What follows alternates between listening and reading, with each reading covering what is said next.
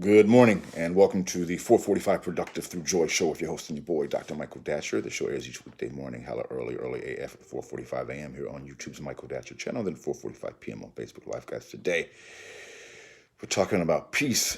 Peace meaning inner peace, peace meaning peace between those who you may have a beef with, peace in the broadest possible sense. So thanks for joining us here.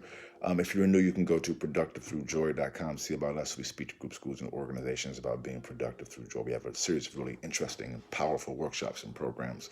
Now, of course, mostly online because of COVID. Let me clear my throat. Allow me to say a few words about myself in case you're new. This is your host and your boy, Dr. Michael Datcher, author of the New York Times bestseller Raising Fences, author of the acclaimed historical novel Americas, author of the Pulitzer Prize nominated animating Black and Brown Liberation Theory. I got robbed. I should have won that Pulitzer Prize, but it's always the next book. Theory of American Literatures. I am the board president of a really wonderful nonprofit here in LA called The World Stage. You can go to theworldstage.org to learn more about that great nonprofit's arts and music education center, really incredible organization. Once after COVID, please come to LA, visit us, see what we do, as we do, how we do, when we do. Our programs now are primarily being streamed live. You can always just go to the website and stream our programs live now. My educational background is UC Berkeley as an undergrad, my master's from UCLA, and my PhD in English Lit from the University of California at Riverside. Guys, I'm an expert at being productive. I don't say that to brag or boast. I said it because people are almost always surprised to hear that level of productivity when they hear my crazy background. I am the product of a young girl who was assaulted at age 16, gave birth to me at 17, and subsequently gave me up for adoption to a single divorcee. So at the time, no biological father, no adopted father. It's difficult times for the young MD. As Cool Modi famously said, "Ha, you like me now." And I know that really inspires this show in many ways, because I know if I can be this productive through joy, I know many people can in their own lane be productive as well, because I know it's not where you're from, it's where you're about to go, that's for sure. So thanks for joining me here. Let's dive into today's topic, and also please subscribe and push like if you like the show. Let's talk. So we're talking about peace today. You know, it's been a very unpeaceful time, certainly for me the last 4 years, and in many ways beyond that. But everyone deals with their own issues, obviously. And in some ways, this whole show comes out of that space. I mean, how do we find joy, peace and joy in times of chaos and difficulty and challenge and struggle, you know? And just the last few days, you know, it's been such a tumultuous time, of course, in the country with the former president. Thank God this fool is out. Jesus, being out of there.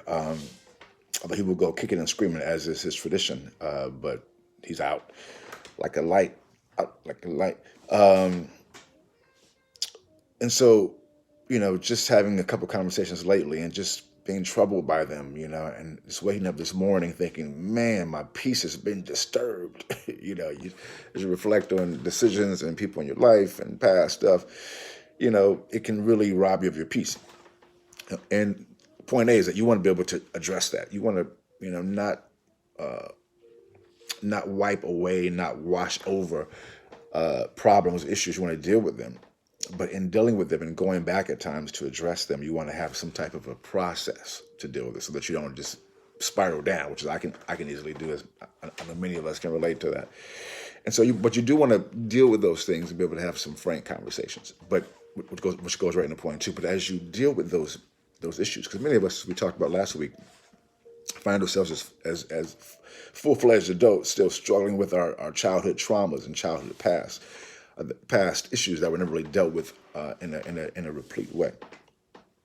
And we encourage you to work on that, because that's what robs you of your peace. When your peace is disturbed, it's almost always because of a thing that's already happened in the past that you cannot change. Think about that. You know, so you're living today and on the 9th of November 2020, but your life is being defined by something that happened before this date, right?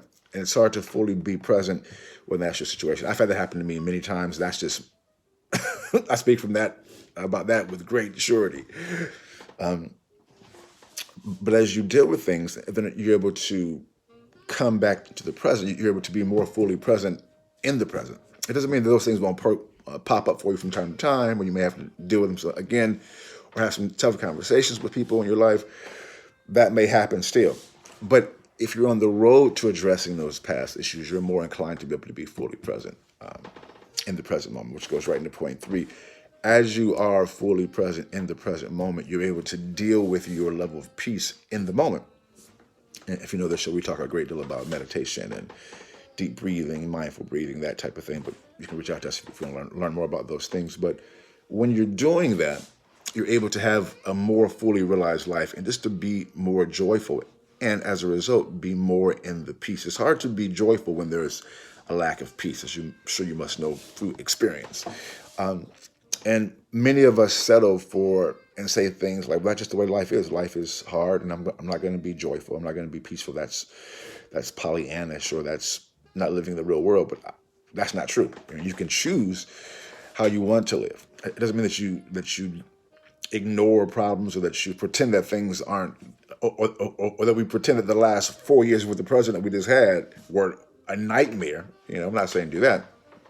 We're saying you address things in the past so you can be more able to live fully in the present. And then you decide, I'm going to, whatever's happening, I'm going to find a way to get some joy out of this piece. Because as we know, life is short and death is certain for everybody. Death is undefeated. I'm not trying to be macabre here. We're just trying to say those are just the facts. And so it's incumbent upon us to, while we're here, to do our best to live the life as fully as we can, to be about service and giving, but also to be about joy. So, in peace. That's all we have for today's show, guys. We'll see you this afternoon at 4:45 p.m. Until then, let's talk about it and be about it. Deuces.